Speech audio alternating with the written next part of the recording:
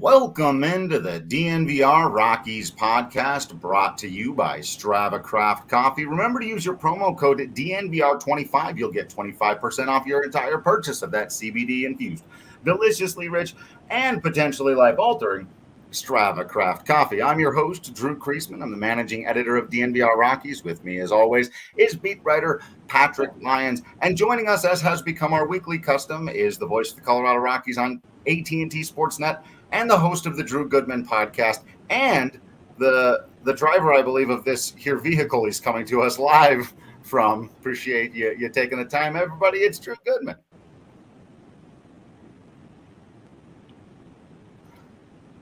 What's up, fellas? How we doing? I could do my car spot right here, but I don't know if that would be right to you guys. So. Well, some would say it's unprofessional, but the truth is that, again, on off days, you do work for Uber. So you made sure to not pick up any passengers. So that actually is very professional, and we do appreciate that. I got 2 passengers in the back. I told them we're using an alternate route, and they're going to be delayed getting to their destination. Sure, you've been talking their ears off about the road warrior Colorado Rockies. Now, look, we all know they've had their struggles this season away from Coors Field, but how nice was it? Even the ball game they lost, to watch a couple here. They got good starting pitching, both games great in game 2.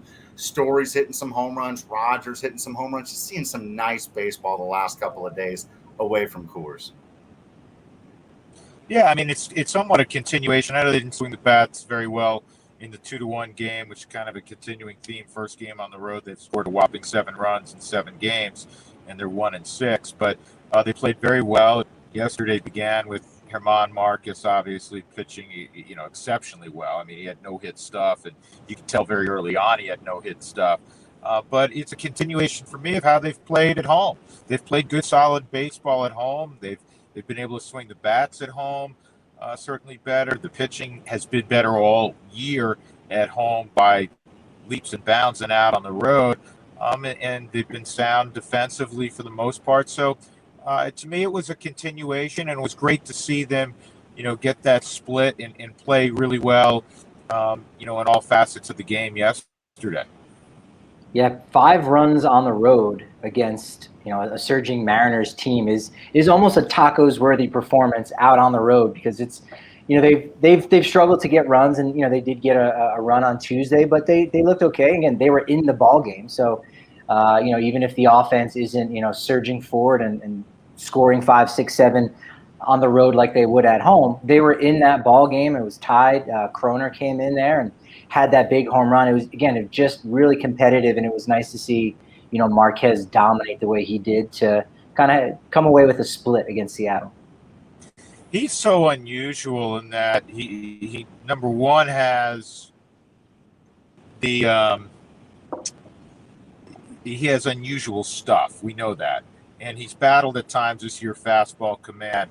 But what the other thing that's unusual about him is he'll dominate for 4 or 5 starts, and he always has one start, and all pitchers do, that doesn't go great, but usually with him, it's a big number that he gives up, and it always skews his ERA. Instead of giving up, 4 and 5 innings or something like that, I mean, he gives up 8 in 3 innings, that kind of thing. But when he's right, which he is more often than not, boy, he's fun to watch. He's a great competitor. The slider curveball combination when he gets ahead is devastating. And I remarked to Huey during the first commercial break, I said, he has no hit stuff. And there's only been a handful of guys that you would say that about, just watching 1 inning worth of a guy. Back in the day, Randy Johnson, you could tell right away. I mean, he was always good, but you could tell right away if, the sharpness of his slider and the liveliness of his fastball. He said, "Oh boy, this could be a long day." And I mentioned that Ubaldo had it certainly at times where you go, shoot. I mean, if the planets aligned, he could throw a no-hitter, and I felt that way literally. I'm not Monday morning quarterbacking this. I said that to Jeff after the bottom of the first inning. I said, this stuff's electric, and he obviously concurred, and he went out and retired the first 17 hitters.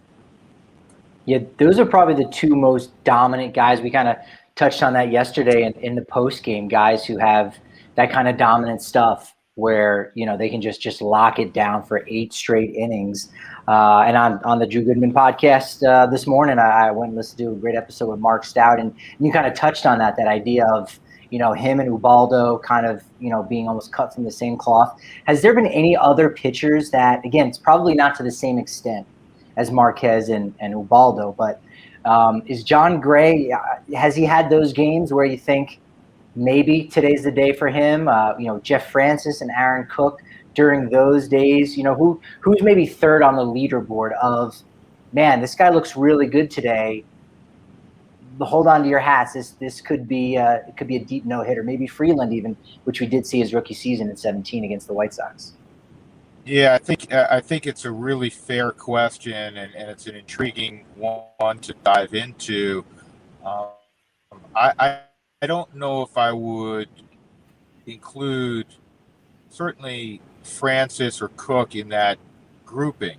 Is it possible? We know there's been a number of no-hitters thrown, and a lot of times it's thrown by a guy you wouldn't go, he's Garrett right. Cole. Yeah, could Garrett Cole go throw it? Could Trevor Bauer, when he's right, throw a no-hitter?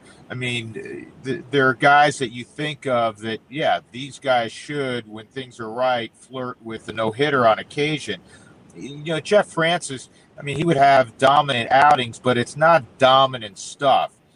Aaron Cook the same way, and all of a sudden you're in the 5th or 6th inning, nobody's got a hit, and he's got 13 ground ball outs. That's how that type of no-hitter would transpire. Even Kyle Freeland, and Kyle's, a guy that we saw him really good on Tuesday, and that was the best thing that one of the best things that came out of that mini trip to Seattle. But it's usually a guy who has the overpowering fastball and a wipeout secondary pitch. In the case of both Ubaldo and Germán, they have wipeout secondary pitches. For Germán, it's a slider and a curveball. And in the case of Ubaldo, he had a wipeout slider. He had the power sinker at 98, 99. He had a great split finger that missed a lot of bats. So I don't think I would ever remark, and it's not a knock at all on a Jeff Francis or an Aaron Cook or even a Kyle Freeland. I don't think I would ever say, you could say, they look like they're on, but I would never say, hey, man, this guy could throw a no-hitter today, like you do with Germán when you see him throwing the baseballs he did in the first inning and going back a decade or so ago when Ubaldo was on, the Verlanders of the world. We know who those guys are, and you go, whoa. I mean, it's just different. I mean, Jacob deGrom every time out, virtually. But I'm not every time out. Jacob deGrom, if they let him go long enough, you go, he could throw a no-hitter. Yeah. Yeah, you dominate the dominators. You can say any day he's going to have a no-hitter. And as you pointed out, anyone can on the right day. I mean, Dallas Braden. Galarraga, Dallas Braden. Dallas Braden won't do a perfect game. So it does put that in perspective, sure. Fellas, there's a line that you guys are familiar with. Dallas Braden and Aaron Cook, Jeff Francis, good pitchers. They could give you the comfortable collar. Remember that term? That phrase, a comfortable collar. You went 0 for 4. You never felt uncomfortable at the plate. You never felt like, boy, I don't see his stuff, or this is overwhelming. But you rolled over 3 times and popped out to second. And with guys like Verlander, Germán, we know the names, deGrom, you go up there and it's uncomfortable because you're like, I don't know if I can catch up to the velo. The sharpness of the breaking ball is such that you're like, man, I'm overwhelmed. It's going to be all I could do to put the ball in play. That's the kind of guy early in a game where you go, shoot, he may flirt with one today. You don't want to end up looking like Shed Long Jr. Much love. But you don't want to end up looking like Shed Long did and on your butt, looking up at the pitcher going, what in the hell was that? That's listen, I will look like Shed Long Jr. all day if if you're in the big leagues and you get to put on a big league uniform and And every once in a great while, I guess it can't happen too frequently, but every once in a great while against a great pitcher, you end up on your butt looking up at the sky. Whether it's a literal or a figurative looking up at the sky, he had company yesterday. Yeah, right. Can't claim to be the only person who had an ugly swing, but yeah, those are some great baseball moments. The kind of stuff that we love the game. We watch the game for those moments. The only other time, just as we were thinking about it, early in a game that I can recall, because with Germán, I feel like 2-3 times a year you go, oh, could happen. A couple of years ago in San Francisco, you knew early in that game he could do it. One little ground ball through the left side. Otherwise, he's got it done there. But I do remember the 16 strikeout game for Jon Gray at Coors Field, because I think it was the second or third inning where he struck out 4 guys in a frame because there was a dropped third strike. And whenever it's kind of like when Nolan hit a triple, people forget, when he did the walk-off cycle, the first hit was the triple. If Nolan hits a triple in the first inning of a game, you're on cycle watch because that's the hardest thing for him to do, right? And so it was kind of similar when Gray had like 6 strikeouts after 2 innings. You were like, okay, he's going to do something special today, and he went on to do it. But those are rare moments, man. Yeah, and you know what? I never addressed Jon Gray. John, especially a couple of years ago with the wipeout slider, and you'd see more 97s and 98s on occasion. So you could see where John, oh man, he's really on. So yeah, John would fall into that class. So it's really more of a power guy as opposed to the quote unquote finesse guy. And certainly there's been an occasion or 2 or 3 where John early on, you're like, they're not hitting this guy today. Yeah. I imagine for you, even now, going to the ballpark and covering the games, and maybe more so as a fan, when you would open up the newspaper, take some people back. So, before you would go and get all your news from Twitter, a reliable source like Twitter, if someone would usually a man, sometimes it was a boy on a bicycle, 2 totally different spectrums there, would deliver a paper.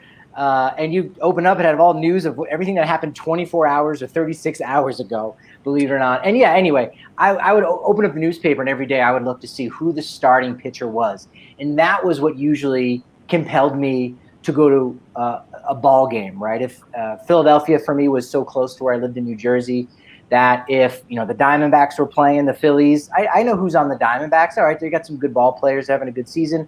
But if I saw Schilling or Randy Johnson as a starting pitcher, that's when I knew I had to go to the ball game. Was that the case for you when you were younger? And is that still true now, that, seeing a good starting pitching matchup almost does more for your excitement levels than just, hey, Mookie Betts is a great ball player. It's the starting pitchers that almost moves the needle the most.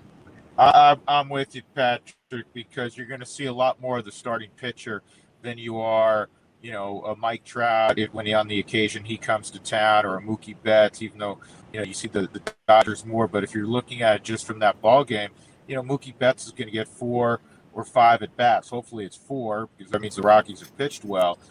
But yeah, when a Verlander is in town, or a Garrett Cole, or still even a Clayton Kershaw, or it's Germán matching up with someone like that.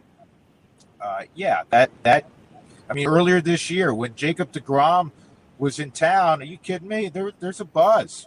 There's definitely a buzz. I'll stop what I'm doing to go watch Jacob deGrom pitch. You're talking about the best hitters in the world, and he's striking guys out. I know he's dealt with little maladies here and there, but the 3-inning performance a couple starts ago, he struck out 8. Then he goes 5 innings the other day, didn't strike out quite as many, whatever it was, 7. Nobody gets hits. It's a joke. Right. So yeah, when that ilk of pitcher is on the mound, it ratchets up the level of excitement. Tune in for that value. Yeah. Especially because if you're a Rockies fan, then you've gotten to be there for the handful of moments anybody's gotten the better of them. Because Ryan McMahon and Raimel Tapia both hit home runs off of Jacob deGrom. I think that accounts for half of them. Don Nunez almost took him deep. Yeah. Nunez got him pretty good too. The last run scored on Jacob deGrom, tomorrow it'll be officially a month, was May 25th. Not in Coors, at Citi Field. Ryan McMahon, home run. That's the last time someone touched home plate on Jacob deGrom. And I think he's given up 3 home runs, as Creasman said. 2 of the 3 have been Rockies players. And I think he's given up only 3 earned runs. 4 earned runs? He's given up 4 earned runs. Right. He's driven in more. What has he driven in? That's right. 6 runs now, I think, on the year. Yeah. So he's given up 7 runs. Yeah, 4 earned runs, 7 runs total. We know that doesn't necessarily mean anything until you think about the fact that the Rockies scored 4 of those 7 runs that he gave up when he was on the mound. So those are some good fun stats to throw out there. Why not? I'm not a big – and there's a long way to go, boys. As we know, the Rockies are a handful of days. I think yesterday was game 75, so we're almost at the halfway point. And I know on the DNVR podcast, there's going to be a major celebration, the halfway point of the season, and all kinds of breakdowns. Right, obviously. It's awards, the whole thing. But we all do this as silly as it is. We're 3 weeks in. There's an early MVP candidate, early Cy Young candidate. I'm not a big proponent of having a pitcher be the MVP. However, halfway through this season, the Mets lead the East. You can say the East has been somewhat disappointing. Atlanta's been disappointing. Washington certainly been disappointing. Philly. But you could make a pretty substantial case that the MVP in the National League is Jacob deGrom. Oh, I love it because then I'm pretty sure I will win our Superstars draft if I get 20 points for Jacob deGrom winning the Cy Young and then 20 more points for him winning National League MVP. He was my first overall pick in that draft, given all the ball players on the board. And I thought, don't overcomplicate this. Take the guy who's going to dominate no matter what. And, yeah, I'm with you. I don't like making pitchers MVP. I'd still have a hard time with it. But we'll see where the numbers are when we get there because, goodness gracious. It is. It is good. It is ridiculous. Yeah. And maybe it's a technicality. It partially is and it partially isn't. In the American League, I was going to say, wouldn't it be Shohei Ohtani? Shohei Ohtani. I mean, yeah, he can mash. You know what I mean? He had a day, I think, a week and a half ago, where he hit homers in like the 5 games that he started, and then the one that he didn't hit, and he did hit, but he was the starting pitcher. He went out and just blew the doors off the competition. So. He's just so impressive. Isn't that awesome, fellas? That Joe Madden goes to home plate and says, "We will not be needing a DH today." First time ever, right? First time ever. It's amazing. Our pitchers hitting. Go back to a high school game. Johnny's really good. He's a good 2-way player. Johnny's pitching and he's hitting. Yeah. We don't need a stinking DH. Or they could have DH for, but you talk about you talk about really hurting someone's confidence. We're DHing for our second baseman today. Yeah, right. Our pitcher's hitting, but our second baseman, who's at $172, he's not hitting. Guess what? That's the story of my baseball career.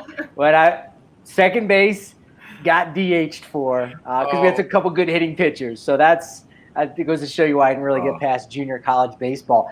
Unfortunately, the Angels don't come to town to Colorado this season. The Rockies will go out to L.A. But, hey, in case you hadn't heard, Goody, I think you may know about this, but some people listening may not. Hey, the All-Star Game's coming to Denver. And Shohei Ohtani has said, yeah, go ahead. You can sign me up for that. Reigning champ Pete Alonso, who won back in 2019, he also has thrown his hat in the ring to defend his title. So, sure, you'd like to see the Angels come to town for a 2 or 3 game set, stick around and watch Ohtani for batting practice.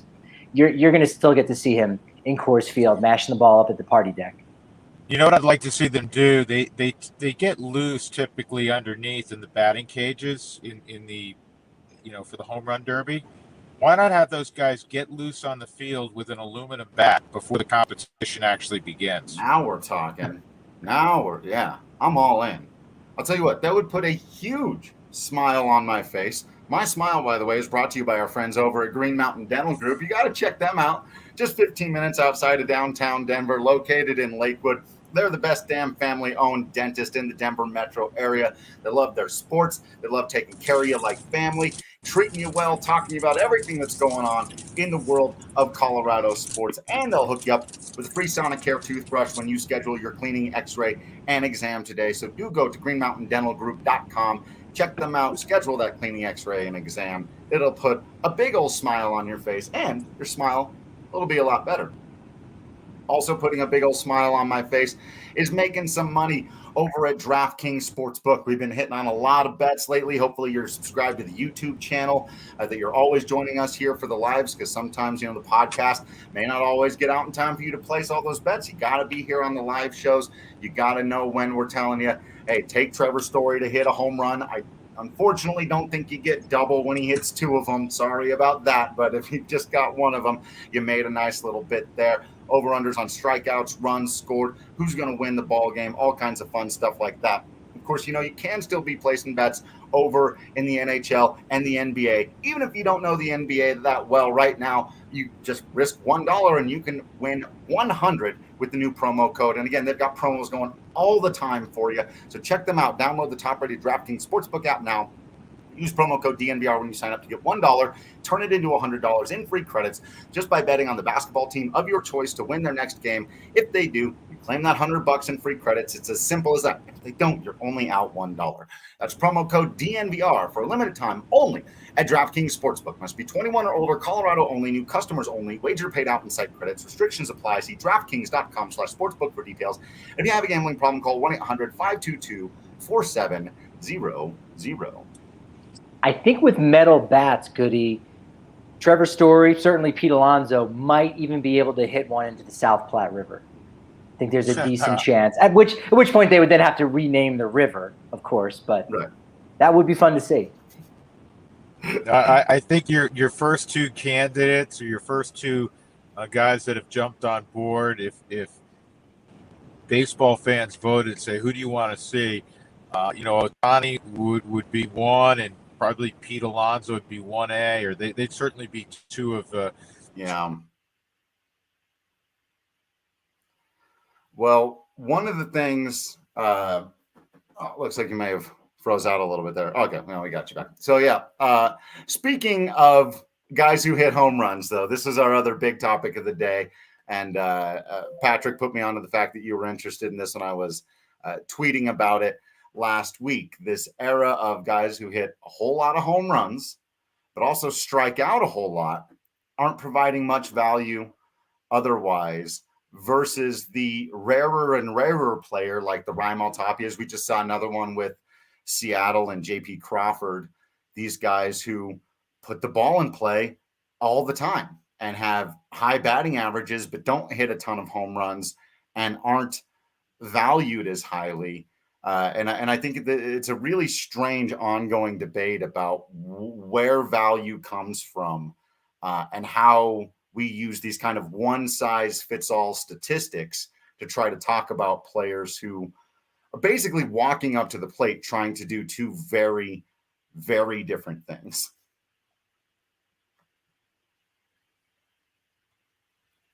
Frozen Goody again.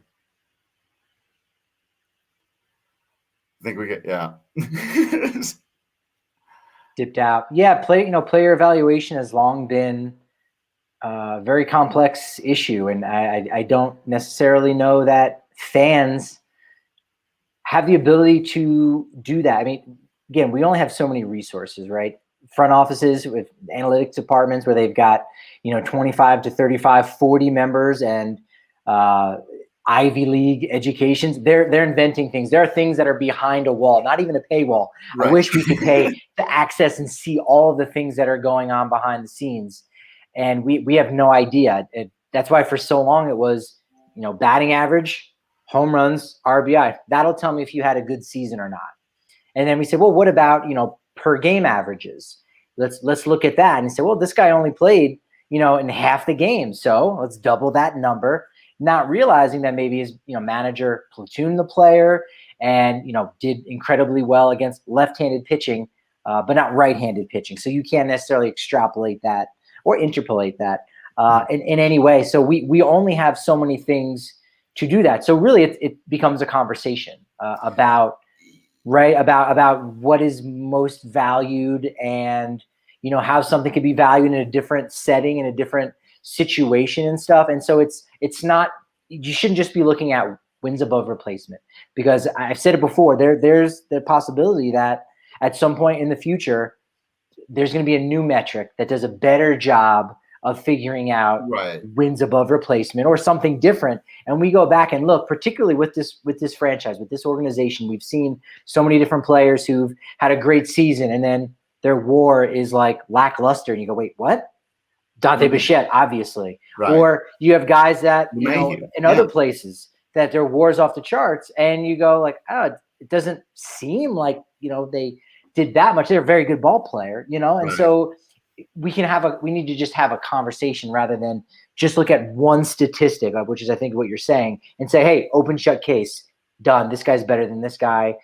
There's no other way of thinking about it. Yeah, that was exactly the premise of the reason why I put out the player comps on Twitter that I did, right? And I was never suggesting that I have an absolute answer to this question, which I thought was really interesting. So there are basically four different, what I did was I put a bunch of player A's versus player B's, right? And all the player A's were these big sluggers who hit a bunch of home runs and strike out a lot. We can go through some of these numbers a little bit, especially if Goody can figure out his tech issue and get back in here. We'll see. But and I got four, and then player B was these contact, the Raimel Tapia, Juan Pierre, Ichiro types, right?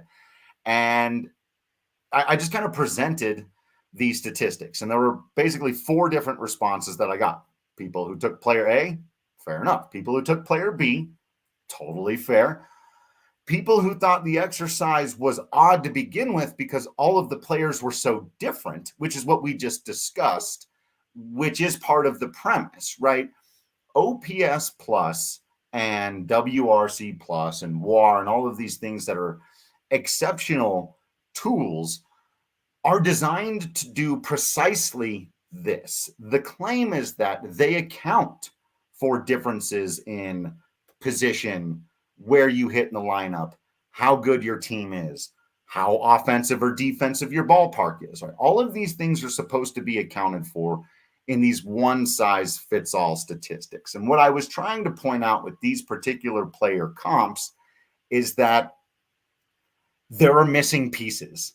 I don't claim to have all of the answers. And I think some people took it, as they so often do, as an attack on the metrics themselves, rather than what you just said, which is not, this is not, we need to move backwards and no longer use OPS plus or WAR. This is, we need to move forward and use these stats to understand what their shortcomings are so that we can help invent and create better ones that do account for some of these things that we're missing.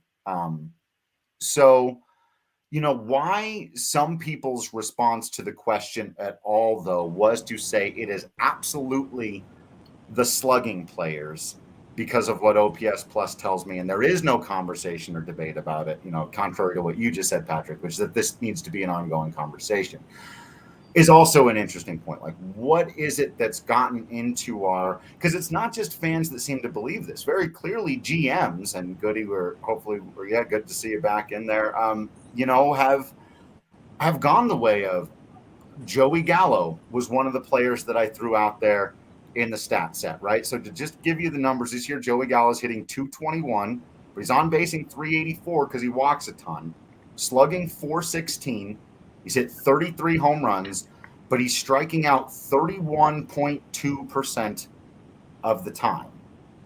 And OPS plus basically sees him as a 20% better hitter than Raimel Tapia, who's hitting over 300, who's only struck out 13% of the time, and actually has both more RBI and more runs scored, despite the fact that he leads off in a lineup that is not exactly scoring a ton of runs either. So, Goody, what do you make of this giant gap in the way some people think about sluggers who strike out a ton and maybe the way us old school guys look and go, look, man, that's a lot of strikeouts? I think the component that you have to include in there is entertainment value. Because at the end of the day, your desire to watch something has to be attached to how entertained you are ultimately. And I would prefer to watch, and I'm not saying this because he's a Rocky, I've said this on the air, I would prefer to watch Raimel Tapia's at-bats over Joey Gallo's at-bats and a host of others, because I know this much. Ball's going to be put in play, and something exciting may happen. Now, it may be a big Baltimore chop that goes down the third base line, and next thing you know, he's trying to stretch it, what for most players is a single into a double. That's exciting to me.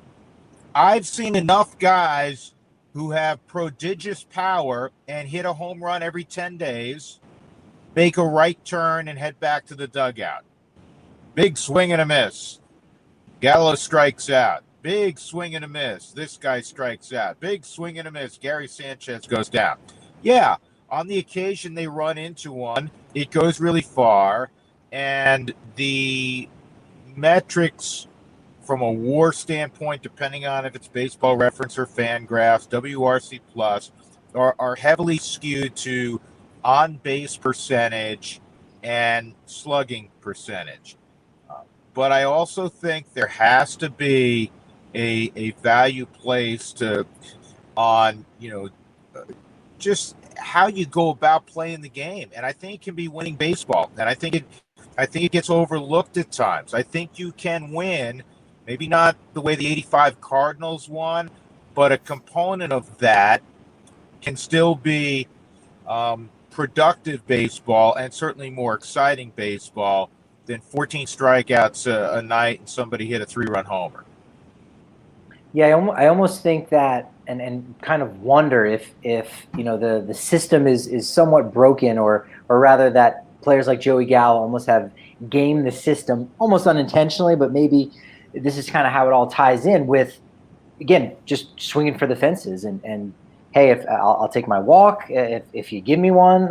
He's not getting that many because he strikes out so much, and he hits the home run, and that's being valued so much more. I mean, you go and look at the comparisons of what Raimel Tapia has been able to do during his hit streak, and you see players like Chick Haffey and Paul Wainer, like these guys from the early 1900s or 1930s, and you go, oh wow, that's very unique. I mean, one of the last things he did, Tony Oliva was a comparison. So guys from the mid 60s, players just haven't done those things.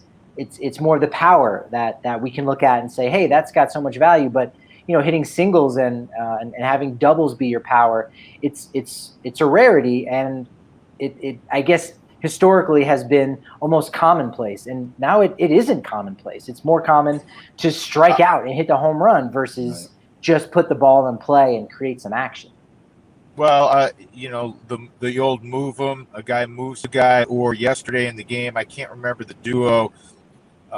It may have been Story with Blackman at the plate. Story on a 3-2 pitch takes off. Charlie bounces to short. There was only one play. That's right. The first. Now you have a runner at second base. There wasn't the follow-up base hit, as I recall, that drove in a run. But if you just looked at it from a raw data standpoint, the fact that Charlie didn't strike out and got the ball in play potentially benefited his club. Yet what category would that fall into? Because he didn't reach, so he's not on base. But it wasn't a strikeout. And from an entertainment standpoint, yeah, it's not the most exciting play in the world. It was a two-hopper to short. But at least the ball's in play. And I saw, Manny, who we all have great respect for, just reached out on the program, on the podcast, and said, all outs aren't created equal. A punch out, nothing positive can happen unless there's a pass ball wild pitch and somehow you reach on that because first base was unoccupied or it was the potential third out of the inning. So I don't buy into the weight given to simply on-base percentage and slugging percentage. I think you have that. That's why, to me, the best front offices and evaluators of clubs and other ball clubs have the scouting component mixed in with the new information that we all or most organizations are going to have at their disposal. So I think it has to be a mix of both. And I go back to something I know I've said to you guys, and I've said it on my podcast, and I've probably said it on television, and that is, let's say the three of us had the almost identical metrics offensively, on base percentage, WRC plus, WOBA, whatever stat fits your fancy. Right. I guarantee you, because we are all human beings, that the manager, if the game was on the line and he could handpick one of the three of us to take a big at bat with the game on the line in the bottom of the ninth, he would have a preference. He would have a ranking. And it may change week to week, but what you don't know is, man, this matchup, how this guy, his breaking ball, Patrick always sees really well, or, Patrick, I just feel like even though you don't see it over, in terms of results, he's swinging the bat really well. Creasman's girlfriend hates him this week. He's been in a funk. There's all kinds of factors that you have to weigh beyond what it says in WRC plus, what it says in WOBA, what it says in WAR. Yeah, so very true, and it also makes me even think too, this idea, because you said something along the lines of the extreme that things have gone here, and I think that going back to Moneyball, ultimately that was a book that was based around this idea that there's value to be had out there that people aren't valuing, and that was on base percentage, and then for a while it became defense. Wasn't about on base percentage. It was about market inefficiency. Market inefficiency, and then later, and then that became defense, and then it became and now so that market inefficiency almost could be putting the ball in play, and so we haven't seen teams really adopt that yet. So maybe that isn't the case. Maybe that isn't necessarily the market inefficiency, but you can have the conversation and say, hey, that very well may be super important, especially when you look at this Rockies team, especially when they're on the road and they're struggling to have some offense. Tapia is a guy who's putting the ball in play, and that has some value that it's not going to come out in WAR, and it's nothing that really can come out on the page in the statistics to show the value that he's actually having. Yeah, and aesthetically, the game looks better. I get excited when those two guys come up. Buddy's been naturally having Tapia in concert with Daza behind him very frequently. Yeah. And I say, all right, the ball's going to be a play. These are bats I want to watch. I mean, New York, Patrick, and you're growing up in Jersey. Dave Kingman, I'm a little older than you. Dave Kingman, was kind of the antithesis of that. It was a strikeout or a home run. He would have fit in great. Right now. And I didn't want to miss those at-bats because he may hit one 6 miles. But I want to watch Mookie Wilson hit, because Mookie Wilson put the ball in play, and there was a triple in there. There's a hustle double in there. And baseball can't lose sight of that. We're in the entertainment business. And if it's no longer entertaining, you're going to lose people watching, you're going to lose people participating, and that ain't good. Yeah, so I have like two huge points I wanted to make right now, and I'm just going to have to pick one. Hey, Drew, why don't you make those points, and Patrick and I will determine if they were huge or not. Fair enough.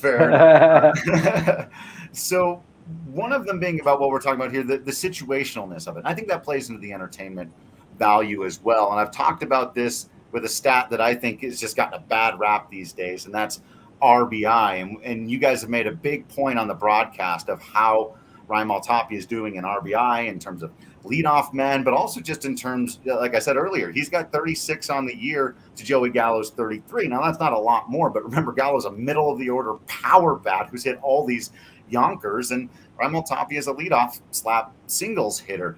One of the reasons why Joey Gallo with runners in scoring position actually has more plate appearances, 71 plate appearances, but he's batting a $170, 280, 340, 23 strikeouts, only 9 hits. He has drawn 17 walks with runners in scoring position, but how's that helping your team? Raimel Tapia, meanwhile, with runners in scoring positions, hitting 350, 397. Can't believe he drew a walk or two in there. Slugging 517. Slugging much better. He's got 21 hits with runners in scoring position, even though he has 3 fewer plate appearances with runners in scoring position. That's where his RBI are coming from, putting the ball in play. I love it. I mean, you know what? That was a huge point. Pat yourself on the back. That was great. No, All right. I concur. Yeah, it was that. That is what we're talking about.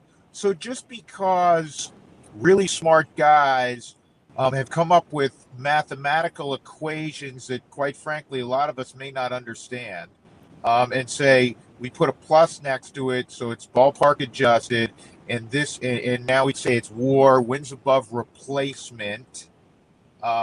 This guy is actually worth more than that guy, even though he strikes out a ton. I'm sorry, I'm not buying it. Yeah. And your illustration with numbers says, guess what? Raimel Tapia is a much better choice to have up with runners at second and third than Joey Gallo. Is there a greater likelihood Joey Gallo could hit a 3-run home run?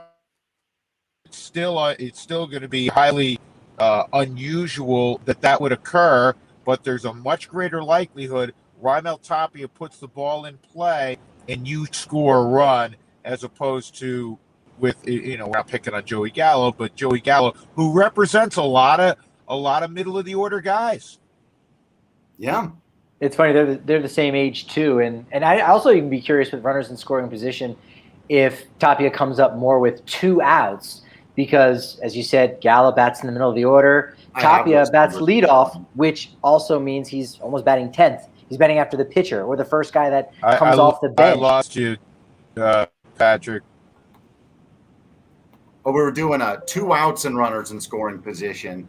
And I do have, I didn't get the plate appearances, but yeah, Gallo's got 29 plate appearances with 2 outs and runners in scoring position. He's batting .095, but he's on basing .345 because, of course, you walk him if there's 2 outs and you don't have to pitch to him. And like you said, you have the threat of the home run or whatever. But batting .095, so really with 2 outs and runners in scoring position, Joey Gallo on the year, 3 ribbies, 8 walks, 2 hits. One of them happened to be a home run.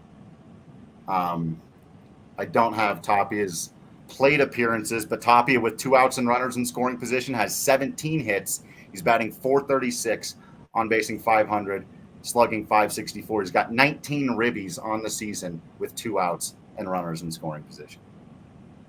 Because he puts how do you refute that? I mean, who in their right mind would say you don't want that up? And you say, oh, he's got. Here's another one. He's got a negative. Did you see the stat we put up the other day, guys? This list. Yeah. He has a negative launch angle. Everything's about launch angle. Oh, okay. Yeah. So the lowest 5 launch angles among regulars in baseball. I'm doing this off the top of my head, so forgive me. Eric Hosmer. Oh man, there's another guy on there. Yeah. They're not. Anyhow. Yeah. Raimel Tapia is on there. So the 5 guys, I'm telling you, first of all, fellas, would you like Tim Anderson on your team? I'll take Tim Anderson on my team. I know Hosmer hasn't had a great year, and maybe he's taken a step back defensively. We're talking about offensive numbers right now. But I kind of, Hosmer's a pro. Hosmer's been a good player for a long time. My point is, the 5 guys on that list, you all want on your team. Tim Anderson, Isaiah Kiner-Falefa, Hosmer, DJ LeMahieu. Were those the guys? Yeah, thank you. DJ. How can I forget DJ? DJ's on there, and I know DJ's not having the year. He's come on a little bit. Not having the year he had the last couple of years. But DJ LeMahieu, we know we want him. Everybody wishes he was still a Rocky. And Kiner-Falefa, I know the Rockies saw him the last couple of years playing Texas. Texas is not a team that has broad appeal right now. Isaiah Kiner-Falefa, good baseball player. You want him on your squad. He's doing something that even Craig Biggio couldn't do, right? Biggio went catcher, came up, Seton Hall, New Jersey, went to second base, then played center field. Kiner-Falefa, catcher, went to third base, is now a shortstop What? Yeah. That's Love insane. Yeah. Love it. Good player. Great And play, yeah. so it depends on the guy.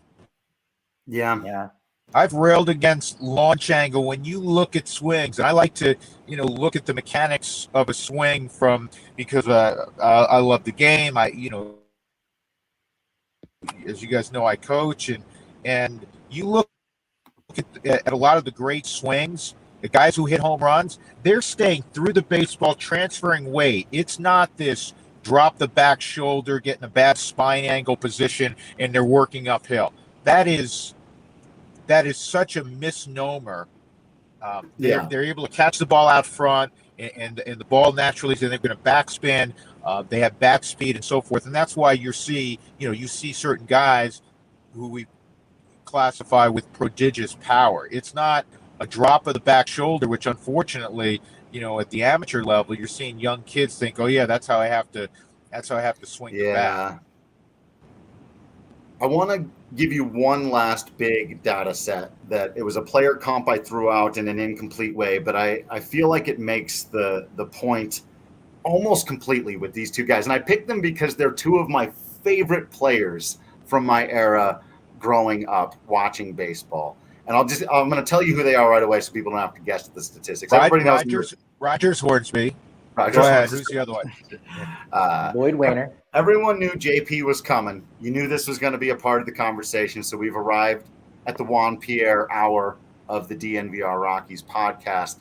And comparing him to, again, somebody who I absolutely loved in many ways, Carlos Pena.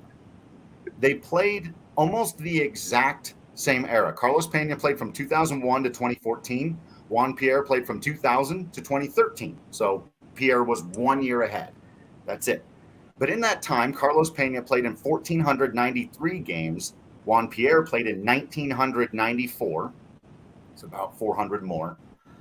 And had 8,280 plate appearances to Carlos Pena's 5,893. Carlos Pena hit 232, on base 346, and slugged 461, which is a 162 game average of 31 home runs a year, though that was pretty rare. Driving in about 80 a year. He struck out 26.8% of the time and had a career OPS plus of 117, or roughly 17% better than league average.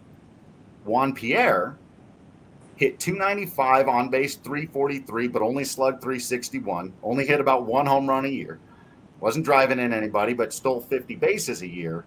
Struck out for his career 5.8% of the time. So over his career, in over 3,000 more at-bats, Juan Pierre struck out 479 times, and Carlos Pena struck out 1,577 times. Over 1,100 more times in his career where he played fewer games and had fewer at-bats. And yet Juan Pierre's OPS plus is 84. This statistic is telling you that Carlos Pena was 37% more valuable at the plate than Juan Pierre. He may have been better. You can maybe ultimately convince me that the 280 career home runs versus Juan Pierre's like 18, maybe he was better. He was not 37% more valuable at the plate, striking out over 1,000 times more in his career.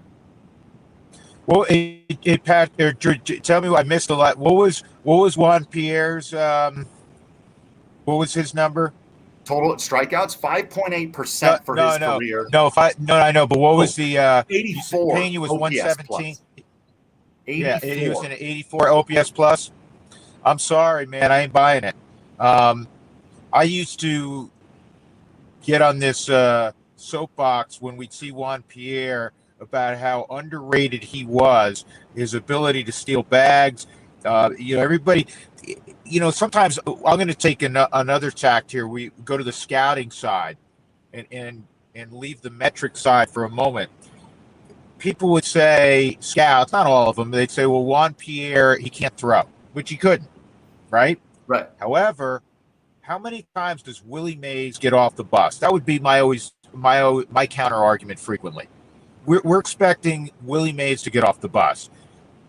There aren't many true five-tool guys, and even if guys that when you scout, you say all five tools are above average, they're above a 50 grade. How often does that player actually play with all 5 tools? In the case of Juan Pierre, he had a 30 arm, okay, on a 20 to 80 scouting scale, maybe worse than that. Couldn't throw. But he had plus speed, he had plus hit ability. He was a winning player.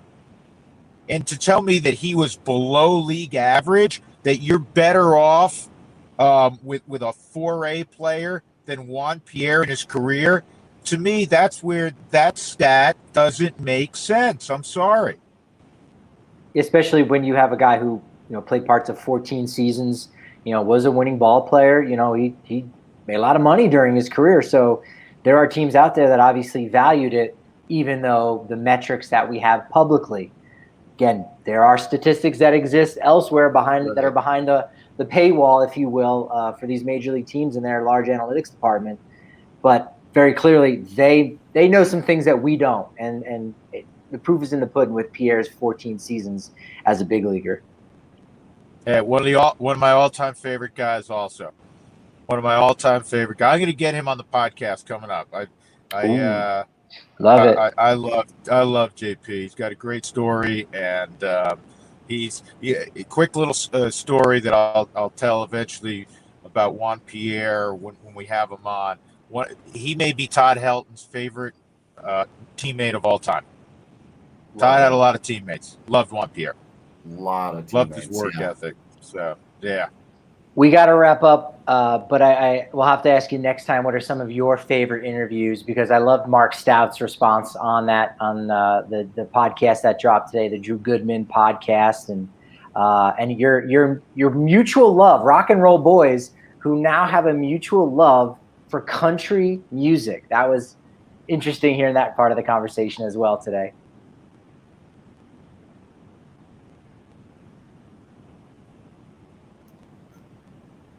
I didn't catch that, Drew. What my mutual what?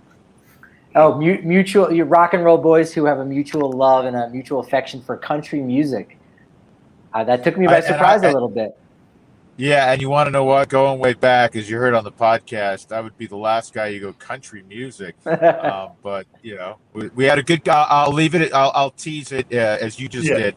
We had an interesting conversation. Mark knows a ton about music, but we had fun in that realm also. Listen, I'm going to jump. You guys are the best. I will talk to you guys at some point here in this view, man. But thanks. We appreciate you, Goody, as always. Always appreciate you taking the time. And do check out the newest episode of the Drew Goodman podcast featuring Mark Stout, also one of my favorite guys to talk to. Stouter and I have the same birthday. Just one of those random things that you learn about people over the years. We do want to wrap up. Can I throw a couple extra statistics at you just because I have them? And because I'm the only person you could throw them to? Yeah, I guess that. Will you just sit there and listen to me rant at you for a little bit longer? Would you mind? I appreciate you, buddy. You're the best. You're comparing some folks together? I just found a few others that were fascinating because I went to see who was leading the league in strikeouts this year. I was just like, who are the guys who were just striking out the most? And they're all these types of hitters. So Gallo is obviously leading in the American League. Brandon Lowe is right behind him. They've been going back and forth. It's Brandon Lau, actually. It's Lau. Not to be confused with former Rays infielder Brendan Lowe. So they had Nate Lau and Brendan Lowe. I knew I was going to do that too. I was like, it's not. And it's the identical spelling as well. I know. But yeah, hitting 202, on base in 303, slugging 409. So all of those significantly lower than Tap, right? But he's got the 14 home runs. So his 104 OPS plus, just striking out 31% of the time. For a minute there, Javier Baez was striking out 30. Actually, right now, Javier Baez is striking out 38% of the time and still has a 99 OPS plus because he's hit 16 home runs. And he's walking 3% of the time. 3. Javi Baez has been something at the plate this year, dude. It's so strange. Like he's decent with runners in scoring position. That's really what's helped his. And again, he's had more opportunities. He bats in the middle of a better lineup than the Rangers or Rockies, who we've been talking about. So he does have the 45 ribbies on the season. But yeah, he's almost 40% of the time he's striking out, but still he's seen as a league average hitter. And one of the best players that, and we talked about him today, I mean, he comes up almost every day on the podcast, is Shohei Ohtani, he's just under 30% himself. And again, what he's been able to do on the mound is confounding. But he strikes at a decent amount too. But yeah, that's just become this accepted part of the game. And it's wild. Tatis Jr. is another guy, 28.7%. Yeah. And you go, who cares? He's an exciting ball player. Yohan Moncada has been, incredibly valuable. Jared Walsh, first baseman for the Angels. There are these guys that teams are coveting, and they do have value. Obviously, we know that. Right. It's just that guys who don't strike out and put the ball into play, they have a different type of value. And, they might not be centerpieces. And I think maybe that's where, the conversation can get skewed, is that, you're more likely to be able to create or at least have a player who has a high contact rate exist in the world, and less likely to have a guy who can hit massive home runs like a Joey Gallo. And so you go, okay, that's why he's more valuable. But, I that's in a vacuum, maybe. I just think that, again, players with different skill sets, can be more valuable with one team versus another, and in one era versus another. We're seeing that as well. So it's a conversation that should be had, because I don't think we know definitively this guy is clearly better than that guy, unless we're talking about Shohei Ohtani. And there's those handful recently designated for assignment, Ryan Castellani. You go, all right, I feel pretty confident. I can say that. I feel confident in that one. But that was our Rockies news of the day. Castellani designated for assignment. And in his stead, the Rockies actually did claim off of waivers Bernardo Flores Jr., a starting pitcher who I think might be getting converted into a reliever. Didn't spend very much time in the Cardinals organization. He was picked up off of waivers, I think just in April, but was a 7th rounder a few years back with the White Sox. So not doing so great at AAA, but again, give him an opportunity, and we'll see if Castellani can get snuck through waivers. You never know. But yeah, to wrap up the point from before, because I did just have, as you were kind of mentioning the final point, I wanted to crystallize the next steps of that conversation. And here are my big questions remaining. What is the consistency of playing time? We don't have a lot of metrics, and this is something Patrick and I have talked a lot about. These guys we went through today, I also have stats for Kenny Lofton, Tony Gwynn, a few others, Ichiro, Raimel Tapia, Juan Pierre. What do those guys also do? They play a lot. What do players like Joey Gallo, Carlos Pena, Gary Sanchez, some of these other guys tend not to do? Play very many. So your 162 game average is theoretical. Gary Sanchez has a 162 game average of 46 home runs. He's never hit over 40 home runs in an actual season, though. He's never hit. And he's a catcher, so I mean, he's that's different. just not going to happen for sure. Pena had stuff like that too, though, where it was like his average home runs per 162 were 31, but he only hit over 30 home runs like 4 times in his career. It's just that those times he hit 50 home runs, a couple of he had these big years. And so I want to know, how do we value 162 game averages for players who actually play 162 games? The second big question that we've talked about all the time, the consistency from game to game, slumping versus just providing regular value, even if it's not the most value, providing it all the time. The big ones, what is the true value of a strikeout? That's what our guy Manny Randhawa dropped in here, and he really knows these statistics and works with people who help create them. And he and I have talked about this a lot. This is a big missing piece in WAR and OPS plus and WRC plus. The negative value of a strikeout is something we've got to figure out.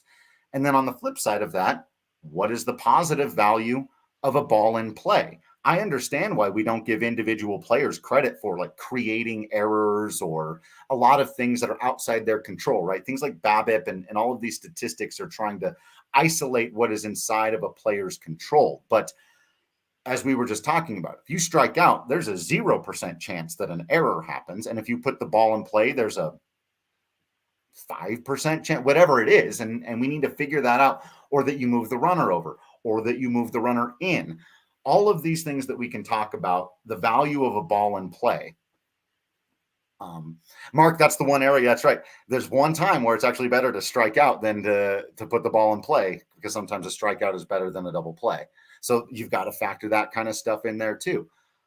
You also can't get rid of every single error in your equation, because dropped third strikes by the catcher, it gets confusing, but still like basically the idea is, how do we value the negative? How do we measure the negative value of a strikeout, the positive value of the ball in play? And the biggest thing that, Patrick, I think you highlighted best throughout this conversation, the situational. That's really like when you and I grew up in an era where baseball was just was situational. It was understood that everything that happened in the game could be described through its situation. It's the seventh inning of a tie ball game. There's runners at second and third. There's one out. Would you rather have Joey Gallo, who's the better hitter, at the plate than Raimel Tapia? If you answer yes to that because of OPS plus, I think you're missing an enormous piece of the baseball puzzle of where value truly comes from. And that's all we're trying to do here, is find that next bit, fill in those blanks so that we have a much better understanding, so that we don't truly believe that Carlos Pena was 37% better at the plate than a guy who struck out 1,100 fewer times over the exact same decade of baseball, against the same pitchers, the same league, all of it. They played at the same time. It's like, come on. Pierre actually had nearly twice as many hits. It was very close. Yeah. Twice as many hits. So, but of course, Carlos Pena had about 20 times as many home runs, something like that. 15 as many. So, yeah, it's a conversation. Yeah, of course. Yeah. Of course it is. I love Carlos Pena. Yeah.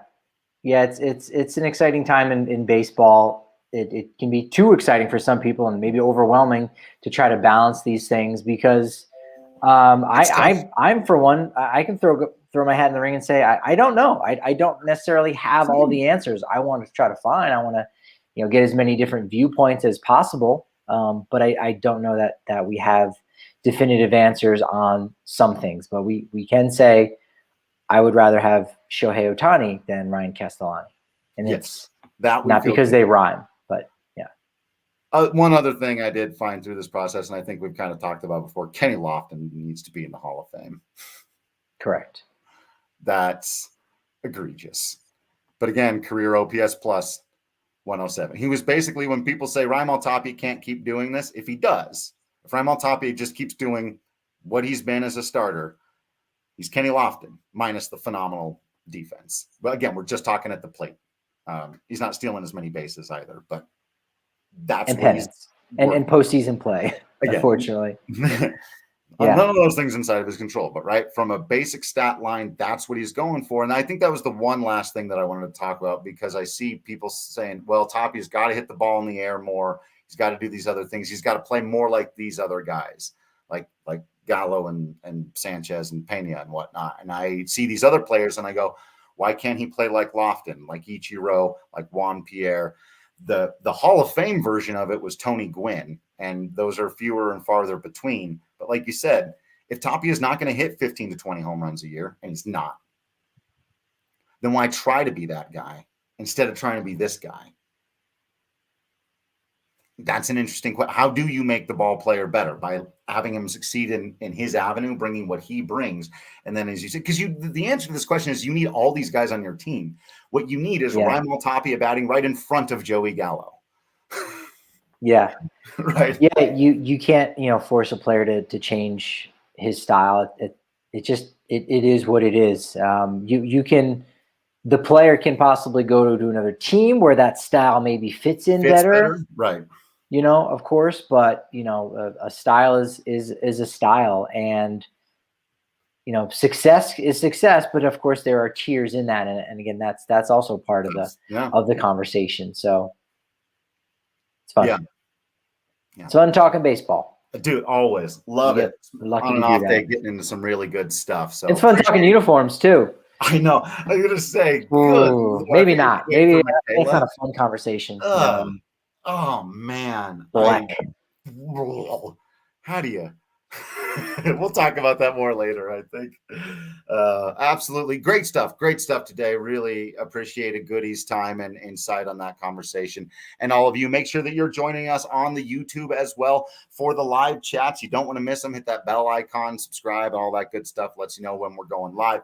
Do subscribe to the DNVR.com where you get access to all that written content, plus discounts on hats and shirts, a bigger beer when you come down to the DNVR bar, and access to the Discord channel where you can chat baseball with us 24/7. Boy, did we have some reactions to the jersey reveal today. Those are the kinds of moments where you're happy to have a Discord channel family to immediately go to, and we can all make sure that none of us are crazy and that we're all seeing the exact same thing. So make sure that you're in there. All kinds of stuff to talk about in the Discord channel as well. Do make sure you're following us on social media at Patrick D. Lyons, at Drew Creasman, of course, at DNVR_Rockies, and give at Makayla E. Perkins a follow. You may see her, in the words of Harry Ralston Black, sooner than you think. So thank you all for listening into this episode of the DNVR Rockies podcast. We appreciate you all very, very much. Keep being absolutely awesome baseball fans out there. We'll keep being absolutely Patrick Lyons and Drew Creasman in here. And until next time, we will see you at the ballpark.